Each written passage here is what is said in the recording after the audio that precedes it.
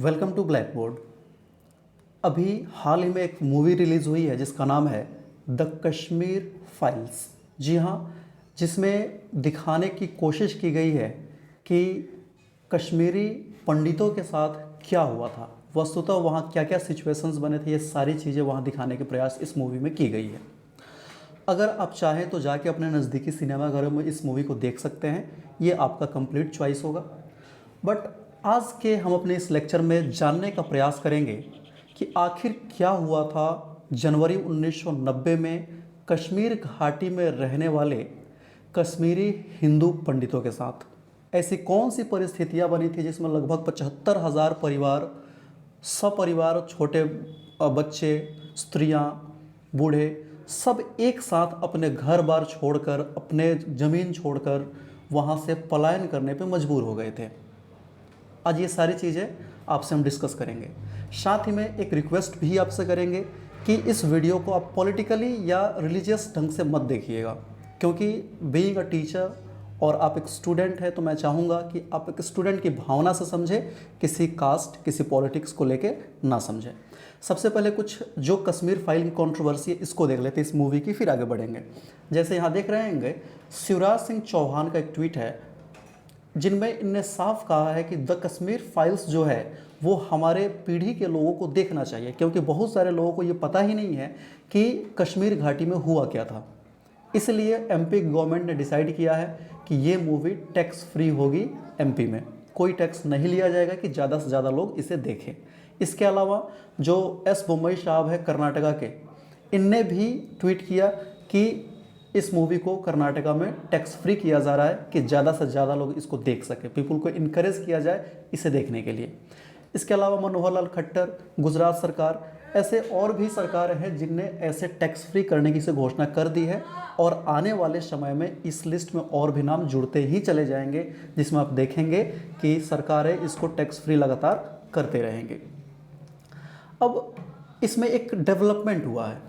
Development ये हुआ है कि ये ट्वीट है विवेक रंजन अग्निहोत्री, जो कि इस फिल्म को बनाए हैं। उन्होंने लिखा है कि first time in 32 years any state in the world the democratic and liberal state of USA Rhode Island has officially recognise Kashmir genocide due to a very small film.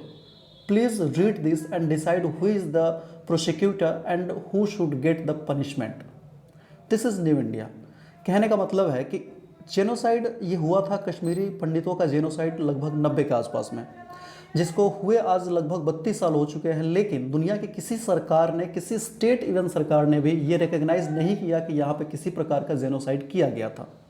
लेकिन अभी हाल ही में जो यूएसए की एक स्टेट है जिसका नाम है रोड आइलैंड, जिन्होंने रिकग्नाइज किया कि हाँ, कश्मीर वैली में वहाँ के पंडितों, वहाँ के हिंदू पंडितों का जेनोसाइड किया गया था, नरसंहार वहाँ पे हुआ था।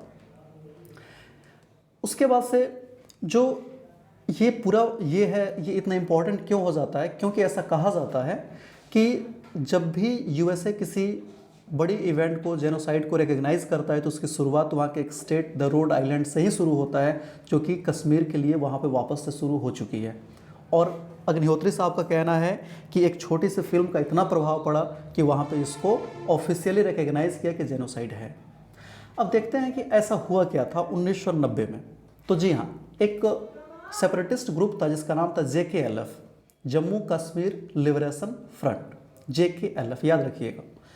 JKLF ने उस समय, जो कि ना ही पॉलिटिकल कोई रिलीजियस एक ऑर्गेनाइजेशन नहीं था, उन्होंने उस समय हिंदुओं को टारगेट बनाना शुरू किया। वैली में, कश्मीर घाटी में जो भी हिंदू रहते थे उनको टारगेट बनाना उन्होंने शुरू कर दिया, उनको मारना शुरू कर दिया एक एक करके। मतलब जो कश्मीर वैली का सिचुएशन था वो 1989 के आसपास में ही काफ़ी टेंस हो गया था। इंसर्जेंसी काफ़ी बढ़ गई थी, वहाँ आर्मी का एक्टिविटीज़ भी बढ़ गए थे, टेररिस्ट एक्टिविटीज़ भी बढ़ रहे थे, और स्पेशली जो हिंदुओं के खिलाफ एक हेट था वो वहाँ पे काफ़ी खुल के सामने आने लगा था, just because of JKLF, Jammu Kashmir liberation front. और उसके बाद से वहाँ से ऐसी स्थिति खड़ा कर दी गई। देखिए यहाँ लिखा गया, in July 1988 the Jammu Kashmir liberation front began a separatist insurgency for succession of Kashmir from India, कि वो कश्मीर को ही इंडिया से अलग करना चाहते थे। इस काम में उनका सबसे पहला जो अचीवमेंट होने वाला था वो वहाँ के हिंदुओं को वहाँ से भगाना था। इस वजह से वहाँ पे लगातार जो कश्मीरी पंडित थे उनके ऊपर अटैक्स करना ये लोग शुरू कर देते हैं। नवभारत टाइम्स का एक बहुत ही हृदय विदारक एक आर्टिकल मैंने अभी थोड़ी देर पहले पढ़ा था, जिसका मैंने एक यहाँ पे कटआउट लगाया है। देखिए, लिखा गया है, पाकिस्तान का वक्त बताने लगे थे हिंदू घरों की घड़ियाँ। अंदाज़ा लगा सकते हैं कि सिचुएशंस क्या रहा होगा। जी हाँ, ये अपने भारत की बात कर रहा हूँ और 32 साल पहले की बात कर रहा हूँ, जहाँ हम दावा कर रहे हैं कि हम दुनिया के सबसे बड़े डेमोक्रेसी में रहते हैं, हमारे यहाँ लॉ एंड ऑर्डर मेंटेन है, लेकिन वहाँ कोई सरकार कुछ नहीं कर पाई थी।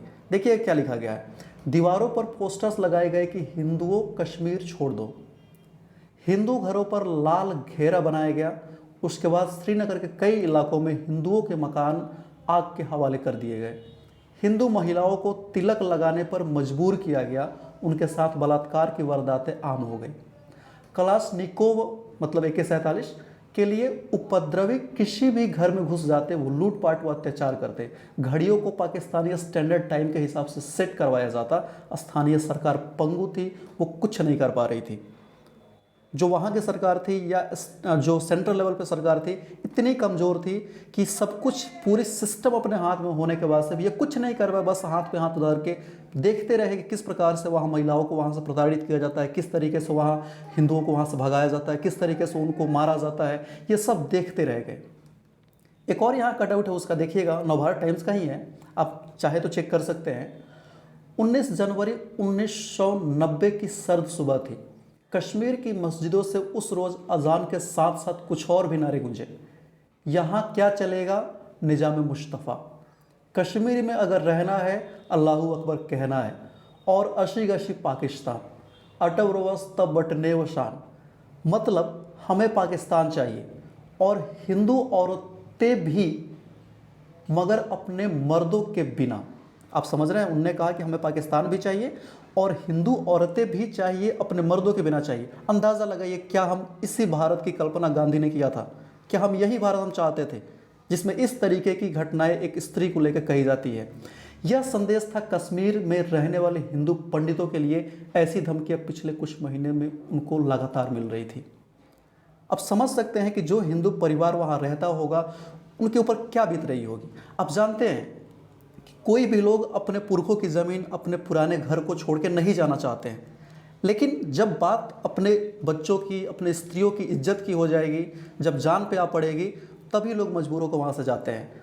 और वहाँ पे भारी संख्या में पलायन हुआ। सरकारी आंकड़े के अनुसार लगभग 1 लाख कश्मीरी पंडित वहाँ से पलायन किए थे, जबकि वास्तव में यह आंकड़ा और ज़्यादा हो सकता है। सरेआम भून दिया जाता था और सरकारें कुछ नहीं कर पाई। इनफैक्ट आपको जान के हैरानी होगी कि जो JKLF Jammu Kashmir liberation front ने यह काम किया था, 2019 में उसे बैन किया गया। जब बीजेपी की गवर्नमेंट आई तब इसने उसे बैन किया। 90 से लेके 19 तक उनको बैन तक नहीं किया गया था, और ना ही जो उसका मेन एक्यूज था उसको अरेस्ट किया गया था। अंदाज़ा लगाइए हमारी सरकार किस कदर कमज़ोर हो गई थी, चाहे वो किसी भी सरकार हो, क्योंकि उसके बाद से कांग्रेस भी रही, बीजेपी भी रही, लेकिन सरकारें कितनी कमज़ोर थी कि वो कुछ नहीं कर पाई। यहाँ देख सकते हैं, ये फ़ोटो अच्छे से देखिएगा। इसका नाम है यासिन मलिक। ये मलिक जो था उस समय जो सेपरेटिस्ट मूवमेंट चल रहा था कश्मीर में, उसको लीड कर रहा था, और सबसे ज़्यादा जो अटैक करवाने के केसेस होते थे उसको प्लान ये मलिक ही करता था। और सबसे अच्छी जो फ़ोटो है मैं आपको वो दिखा रहा हूँ, देखिए, ये देख रहे हैं, ये वही आदमी है ना, अच्छे से पहचानिएगा, मलिक ही है ना। और थोड़ा ये भी देखिए, सेम टू सेम है ना। ये मलिक जो उस समय पूरे चारों तरफ से हेट स्पीचेस में शामिल था, हिंदुओं को मारने में लगा हुआ था, उनको मरवा रहा था, डायरेक्ट इनडायरेक्ट सब में इंडल्ज था, वो मलिक को बचाने के लिए महबूबा मुफ्ती ने पूरी ताकत झोंक दी थी। जब 2019 में उस पर सरकार की शिकंजा कसना शुरू करी तो महबूबा मुफ्ती बचाने के लिए सबसे पहले खड़ा हुई थी। ये फ़ोटो भारत के प्रधानमंत्री के साथ इसकी है। जिस इंसान को उस समय शूट कर देना चाहिए या कानून के तहत उसे जेल में बंद करना चाहिए, वो इंसान पॉलिटिकली एक्टिव होता है, और उसे जम्मू कश्मीर की जो लीडर है महबूबा मुफ्ती, वो भी उसको बढ़ा चढ़ा के हीरो दिखाने का प्रयास करती है, और स्थिति ऐसी बनाती है कि भारत के प्रधानमंत्री के साथ खड़ा है, हाथ मिला रहा है, जिसको तिहाड़ जेल के पीछे होना चाहिए था। और इस चीज़ को दिखाने के लिए, रिप्रेजेंट करने के लिए फिल्म बनाई गई द कश्मीर फाइल्स, जिसको रोकने का भी काफ़ी प्रयास किया गया। देखना ना देखना आपका डिसीजन रहेगा, लेकिन जो उस समय हुआ था कश्मीर वैली में, उसका बहुत ही छोटा हिस्सा मैंने आपके सामने रखा। और ये मुझे पूरा भरोसा है कि अगर आप में इंसानियत जिंदा होगी तो ये छोटा हिस्सा आपको झकझोर के रख देगा। Thank you for watching. Thank you very much.